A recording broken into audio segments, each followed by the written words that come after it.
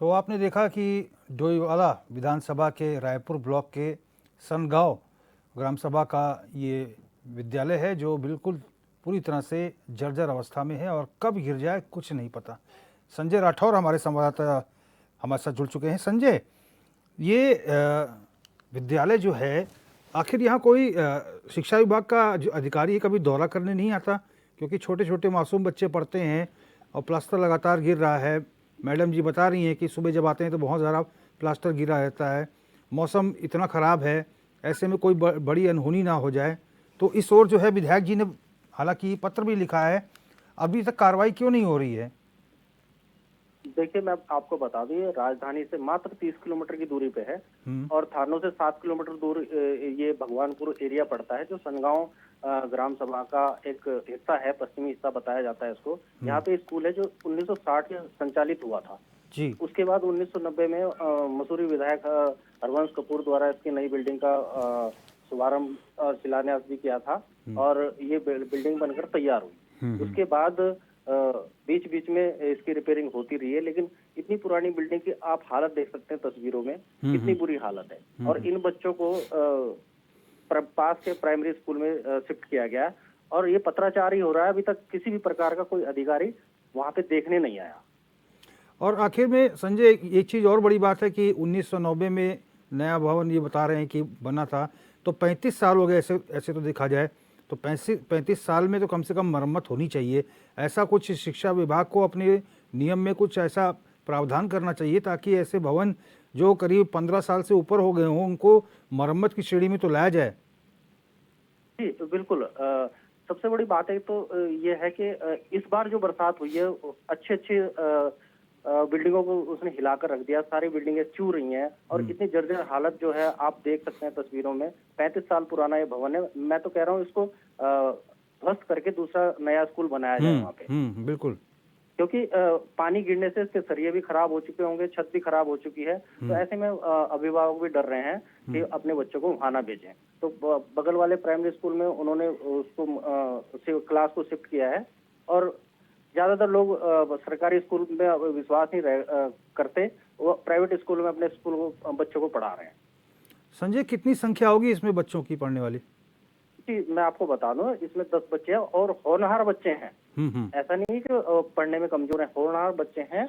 और उनके टीचरों ने बताया कि कुछ तो जो है बच्चे अच्छे अंक प्राप्त कर कर लाए हैं। ठीक है संजय, आप बने रहिए फोन लाइन पर। अंदीप सिंह जी हैं, अध्यक्ष पीटीए के। सिंह साहब, बहुत स्वागत है आपका। हाँ जी सर, जी बोलिए। सिंह साहब, बहुत स्वागत है आपका। और एक सवाल है सिंह साहब की, ये डोईवाला विधानसभा के रायपुर ब्लॉक के सनगांव के स्कूल की हम बात कर रहे हैं। विद्यालय है, सरकारी विद्यालय, बिल्कुल जर्जर अवस्था में है। हमारे संवाददाता बता रहे हैं कि 35 साल हो गए विद्यालय को, लेकिन वहां पर मरम्मत का कार्य नहीं हो रहा है। कभी भी बिल्डिंग गिर सकती है, क्या कहेंगे? जी जी जी सर, बहुत हम बहुत रिस्की में बच्चों को स्कूल भेज रहे हैं सर। आपके बच्चे भी पढ़ते हैं वहाँ पे? हाँ सर, मेरी 2 बेटियां हैं वहाँ पे, एक 7th में, एक 3rd में। तो अब कैसे भेजेंगे, क्योंकि मौसम इतना खराब हो रहा है? सर क्या करे, बहुत मजबूरी हो रही है सर, क्या करे। अब से आप भेजे तो दिक्कत है और कभी कभी डीएम कहा जाता है तो हम तक तो छुट्टी रहती है तो चलो रोक देते हैं। असल बच्चे घर में तो आपको पता नहीं पढ़ पाते। जो पढ़ाई स्कूल की है वो स्कूल की होती है सर। तो आप क्या चाहते हैं सरकार से, शिक्षा विभाग से? सर बिल्कुल सर, स्कूल को बस सही कर दे बस। ठीक है रणदीप सिंह जी, बहुत बहुत धन्यवाद आपका हमसे बातचीत करने के लिए। संजय हमारे साथ बने हुए हैं। संजय, ये जो विद्यालय के जो अध्यापिकाएं हैं, ये भी खुलकर सारी बातें नहीं बता पा रही हैं कि कितनी समस्या होती है। निश्चित तौर पर बच्चों के साथ साथ तो इनकी जान को भी खतरा है। जी बिल्कुल, तभी तो ये क्लासों को शिफ्ट किया गया है प्राथमिक स्कूल में। शिक्षिकाओं का कहना ही है कि हम भी डर के साए में इनको मजबूरन पढ़ा रहे हैं, क्योंकि प्लास्टर धीरे धीरे वो कभी भी गिर सकता है। तो ऐसे में बच्चे या और हमें जान का खतरा है। विधायक जी का क्या कुछ कहना है इसको लेकर? जी, विधायक जी ने मुख्य सचिव को ये पत्र भी लिखा है, जो आप तस्वीरों में देख सकते हैं। और उन्होंने आश्वासन दिया है कि इस बिल्डिंग को जो है नया बनवाएंगे। शिक्षा विभाग के लोग क्या कह रहे हैं? शिक्षा विभाग द्वारा अभी पत्राचार हुआ है, अभी कोई जवाब नहीं आया। अभी कोई जवाब नहीं आया। एक बार हम दर्शकों को फिर अपनी ये तस्वीरें हम दिखा रहे हैं। देखिए आप किस तरह से छतों का प्लास्टर टूट टूट कर नीचे गिर रहा है और यहीं पर बच्चे इसी परिसर में रहते हैं। और ऐसे में कोई माँ बाप अपने जिगर के टुकड़े को क्यों भेजेगा यहाँ पर, अपने बच्चों को क्यों भेजेगा बताइए। सरकार कहती है स्कूल भेजिए, ऐसा करिए, लेकिन अगर कोई हादसा हो जाए तो इसकी जिम्मेदारी कौन लेगा, ये बड़ा सवाल है। हर कोई अपने बच्चों को पढ़ने के लिए भेजना चाहता है, लेकिन यहाँ तो समस्या ये है कि बच्चों के साथ साथ यहाँ पर अध्यापिकाएं जो हैं उनकी जान भी खतरे से खाली नहीं है। पुनीत रावत जी हैं प्रधान प्रतिनिधि सन गांव के। रावत जी, बहुत स्वागत है आपका। धन्यवाद सर। पुनीत रावत जी, आपके सन गांव में ही इस सरकारी विद्यालय की स्थिति बहुत ही जर्जर है। छोटे छोटे बच्चे पढ़ते हैं, कभी भी कोई बड़ा हादसा हो सकता है। इस ओर कोई पहल की गई है आप लोगों के द्वारा? जी सर, हमारे द्वारा कई बार पत्राचार किया गया था, लेकिन शासन प्रशासन ने इस पर ध्यान नहीं दिया गया। और हमारे अभी बीच में कुछ दिन पहले ही हमारी माननीय विधायक जी से भी मुलाकात हुई थी, जिसमें पत्राचार किया गया था और माननीय विधायक जी ने तत्काल उन्हें मुख्य शिक्षा अधिकारी को लेटर जारी करके निर्देशित किया गया था कि जल्द से जल्द इस विद्यालय को नवनिर्माण कराया जाए। कब से आप लोग शिकायत कर रहे हैं? सर, कम से कम काफी समय हो गया। जितना कार्यकाल रहा है हमारा 5 साल का, उस 5 साल में हमने काफी बार इस पे संज्ञान लिया और हमने इस पे काफी पत्राचार किया है, लेकिन इस पर कोई कार्रवाई नहीं। अगर कोई ऐसी घटना, अप्रिय घटना हो जाती है तो उसकी जिम्मेदारी कौन लेगा रावत जी? सर, इसकी जिम्मेदारी शासन प्रशासन की होगी, क्योंकि हमने कई बार पत्राचार कर दिया है, लेकिन इस पर ध्यान नहीं दिया गया। इस समय स्कूल की स्थिति ये है कि बच्चे बैठने की बिल्कुल जगह नहीं है। वहाँ पर बिल्कुल प्लास्टर चूरा है, लिंटर भी कभी भी बच्चों के ऊपर गिर सकता है। बगल में उन्होंने स्कूल का ही एक कमरा लेके वहाँ पर बच्चों की व्यवस्था करी गई है। बरसात आ जाता तो वहीं पे बैठते हैं, लेकिन वो बिल्कुल खतरे का वो बना हुआ है उसमें। रावत जी, क्या मानते हैं, आखिर शिक्षा विभाग के पास बजट भी बहुत है, क्या मजबूरी होगी शिक्षा विभाग की कि ऐसे स्कूलों की मरम्मत भी वो नहीं कराते? पत्र भी मिल जाता है तो उसको ठंडे बस्ते में डाल देते हैं। जी, शिक्षा विभाग में बजट तो है, लेकिन शिक्षा विभाग बिल्कुल जागरूक नहीं है इस चीज में, क्योंकि शिक्षा विभाग में बजट काफी है, बजट लगाना नहीं चाहता शिक्षा विभाग। हमारे क्षेत्र के बच्चों की जिंदगी से खिलवाड़ कर रहा है इस समय शिक्षा विभाग। और अगर समय रहते शिक्षा विभाग नहीं जागा तो हम सभी क्षेत्रवासी मुख्य शिक्षा अधिकारी के पास पूरा बैठने के लिए, धरना देने के लिए तैयार हैं। ठीक है रावत जी, बहुत बहुत धन्यवाद हमसे बातचीत करने के लिए। और ब्रेक के बाद आपका कब बदलेगी तस्वीर में स्वागत है। और आज हम आपको राजधानी देहरादून से ही, ज़्यादा दूर नहीं बल्कि पास के ही एक क्षेत्र का मामला दिखा रहे हैं। डोईवाला विधानसभा के रायपुर ब्लॉक के सन गांव का ये जूनियर हाई स्कूल है, जहां पर स्थिति बद से बदतर है। आलम यह है कि स्कूल 1990 में बना और 35 साल हो गया, इस पर कोई मरम्मत का कार्य नहीं हुआ। अब ये अपनी आयु सीमा पूरी कर चुका है। अगर बीच में मरम्मत का कार्य हुआ होता तो शायद कुछ और समय विद्यालय चल जाता, लेकिन शिक्षा विभाग के अधिकारी इतने निकम्मे हैं, इतने निकट्टू हैं और काम करना नहीं चाहते, इतने कामचोर हैं कि बच्चों की ज़िंदगी चली जाए वो इन्हें मंजूर है, लेकिन ये टस से मस नहीं होंगे, कुर्सी तोड़ते रहेंगे। संजय राठौर हमारे संवाददाता लगातार बने हुए हैं। संजय, लग रहा है कि ये धूर्त अधिकारी जो हैं ये खाली कुर्सी तोड़ने के लिए बने हुए हैं। ऐसे अधिकारियों को तो धक्के मार के इनके कार्यालय से निकाल देना चाहिए। देखिए, डोईवाला विधानसभा विधायक ने जो पत्राचार किया है मुख्य शिक्षा अधिकारी को, लेकिन अभी तक कोई भी इस विद्यालय में अधिकारी विजिट करने नहीं आया। तो इससे यही पता लगता है कि कितने सुस्त शिक्षा विभाग ये चल रहा है और इस स्कूल का किसी भी प्रकार से ध्यान नहीं दिया जा रहा। अच्छा, इसमें कितना पैसा लगेगा कि ये विद्यालय मरम्मत के बाद चलने लायक हो जाए? देखिए, इसका आंकड़ा तो मैं नहीं बता सकता, लेकिन बहुत ही कम बजट में इसकी मरम्मत की जा सकती है। और बड़ा सवाल संजय यही है कि बजट सरकार के पास है, शिक्षा विभाग के पास है, और ऐसा तो है नहीं कि चिट्ठियां भेजते हैं, चिट्ठियां वहां तक पहुंचती नहीं है। चिट्ठियां पहुंचती होंगी, चिट्ठियों को ठंडे बस्ते में डाल दिया जाता होगा। और ये जो कामचोर अधिकारी हैं, जो धूर्त अधिकारी हैं, जिनके ऊपर मोटी चमड़ी चढ़ी है, ये काम ही नहीं करना चाहते और इनके लिए बच्चों की ज़िंदगी कोई मायने नहीं रखती, क्योंकि इनके बच्चे तो प्राइवेट स्कूल और बड़े बड़े स्कूलों में पढ़ते होंगे। जो गरीब का बच्चा है वो यहीं पढ़ रहा है और जान हथेली पे रख कर वो स्कूल जाने को मजबूर है। सरकार की योजनाओं को भी पलीता लगा रहे हैं, क्योंकि सरकार क्या कर सकती है? सरकार तो अधिकारियों के भरोसे है, और जब अधिकारी ऐसे ही अजगर सांप की तरह पड़े रहेंगे, आलसी सुस्त की तरह, तो कैसे काम चलेगा? बहुत बड़ा सवाल है यहाँ पर संजय। अब क्या हो सकता है, कितना इन्होंने अल्टीमेटम दिया है? जी बिल्कुल, मैं बता रहा हूँ, पत्राचार के माध्यम से जो है अधिकारियों को चेताया भी गया है।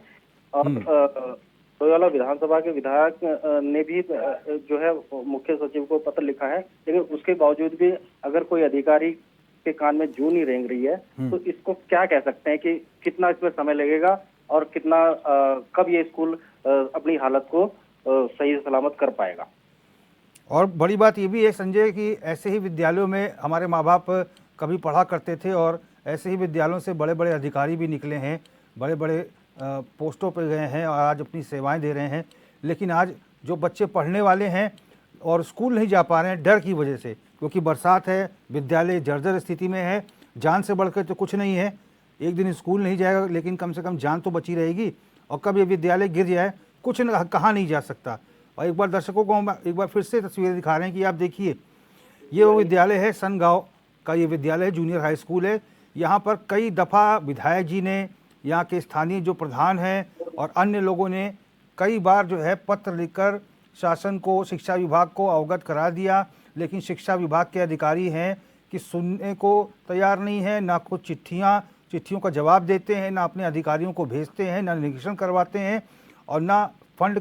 ऐसा नहीं है कि फंड की कमी है, पैसे को खर्च करना नहीं चाहते और बहुत ज़्यादा पैसा नहीं लगेगा। अगर नया भवन भी बनवाएंगे 4 कमरे का, 5 कमरे का, तब भी ज़्यादा पैसा लगने वाला नहीं है। और बड़ा सवाल ये है कि अगर इसकी बीच में मरम्मत कभी करा दी गई होती तो ये कम से कम कुछ और साल चलता, प्लास्टर यूँ ना गिरता और बच्चों की जान ऐसे संकट में ना पड़ती। तो ये बड़े सवाल हैं। ये तस्वीरें देखिए आप, एक बार फिर से देखिए, ये तस्वीरें देखिए किस तरह से प्लास्टर जो है गिर रहा है, और प्लास्टर के साथ साथ कब भारी मात्रा में ऊपर से मलबा आ जाए, किस बच्चे के ऊपर गिर जाए, किसका सर फट जाए, कुछ कहा नहीं जा सकता। अब ये तस्वीरें, ये देखिए तस्वीरें आप, ये देखिए छोटे छोटे बच्चे हैं। ये क्या बच्चे हेलमेट लगा के जाएंगे सर में? इसको तब जाके इनकी पढ़ाई होगी। क्या करें ये बच्चे, क्या करें ये जो अध्यापक अध्यापिकाएं जो पढ़ा रहे हैं? देखिए ये हम आपको दिखा रहे हैं, देखिए ये है प्लास्टर के वो हिस्से जो गिर रहे हैं लगातार, और कब भर के जो पूरा मलबा है वो गिर जाए ये कुछ कहा नहीं जा सकता, और कब छत गिर जाए ये भी कुछ कहा नहीं जा सकता, क्योंकि सब भगवान भरोसे चल रहा है। यहाँ पर कोई इंजीनियर विभाग ने नहीं भेजा जो आके कम से कम ये निरीक्षण करके बता दे कि इस भवन को क्या अभी भी इसकी मरम्मत की जा सकती है या फिर इस भवन को ध्वस्त करके दूसरी बिल्डिंग बनाने की अब ज़रूरत है। कोई मतलब नहीं शिक्षा विभाग को, किसी की जान से कोई मतलब नहीं। बच्चे तो डर ही रहे हैं, जो अध्यापिकाएं पढ़ा रही हैं उनको भी डर लग रहा है कि कब ऐसा तो नहीं कि काल के गाल में वो भी समा जाएं, और डर के मारे दूसरे कमरे में पढ़ा रही हैं, लेकिन वहाँ भी स्थिति अच्छी नहीं है। तो ये तस्वीरें हम आपको दिखा रहे हैं। बच्चे पढ़ना चाहते हैं लेकिन उनके माँ बाप कैसे भेजें अपने बच्चों को, ये बड़ा सवाल है। ये महत्वपूर्ण खबर देखिए आप, राजधानी देहरादून की ही खबर है। जब ये राजधानी में हाल है तो पहाड़ों पर क्या हाल होगा आप खुद ही अंदाज़ा लगा लीजिए। जब शिक्षा विभाग, सरकार, सारे लोग, बड़े बड़े लोग सब यहीं राजधानी में ही हैं, और राजधानी में ही शिकायत के बावजूद भी काम नहीं हो पा रहा है, तो पर्वतीय क्षेत्रों में कैसे ये अधिकारी काम करते होंगे इसका अंदाज़ा आप खुद लगा सकते हैं। देखिए ऐसे माहौल में कोई माँ बाप अपने बच्चों को कैसे भेजेगा विद्यालय, ये बड़ा सवाल है। बड़ी बड़ी कोटेशन डालने से कुछ नहीं होता कि शिक्षा सब कुछ है, शिक्षा ये है, शिक्षा वो है, उस पर अमल भी करना पड़ता है, और शायद ये शिक्षा विभाग के अधिकारी भूल गए हैं।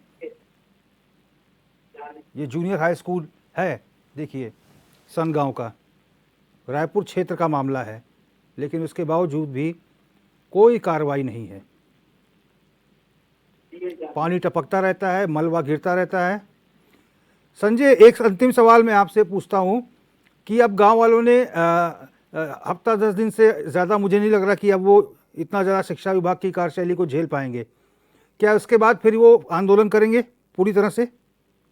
जी बिल्कुल, आपने एक बुजुर्ग महिला को सुना होगा जो वो बच्चों की दादी है। उनका कहना ये है कि जिस दिन बरसात होती है हम खुद ही बच्चों की छुट्टी करा देते, क्योंकि हमें अपने बच्चों को की जान को जोखिम में नहीं डालना है। किसी प्रकार की अप्रिय घटना भी हो सकती है, इसलिए हम उस दिन खुद ही छुट्टी करा देते हैं। और रही बात शिक्षिकाओं की, वो भी दुर्गम क्षेत्र में जो है इन पहाड़ों को पार करते हुए, कोई देहरादून से, कोई कहीं से, वो डेली शिक्षा देने वहां पर पहुंचती हैं। ठीक है तो वहीं संजय, ठीक है संजय, बहुत बहुत धन्यवाद आपका तमाम जानकारी के लिए। तो एक बार फिर से हम इस सवालों के साथ छोड़ जाते हैं कि अगर कोई बड़ा हादसा होता है तो उसकी जिम्मेदारी कौन लेगा, शिक्षा विभाग लेगा क्या? और अगर शिक्षा विभाग ने कोई कार्रवाई नहीं की तो समस्त जिम्मेदारी इन्हीं की होगी अगर कोई अप्रिय घटना होती है। फिलहाल हम इंतजार करेंगे कि शिक्षा विभाग किसी घटना से पहले ही सबक ले और इस विद्यालय को कम से कम सही कराए। फिलहाल कब बदलेगी तस्वीर, मेरे साथ बस इतना ही। देश और प्रदेश की तमाम बड़ी खबरों के लिए आप देखते रहिए चैनल 24/7। नमस्कार।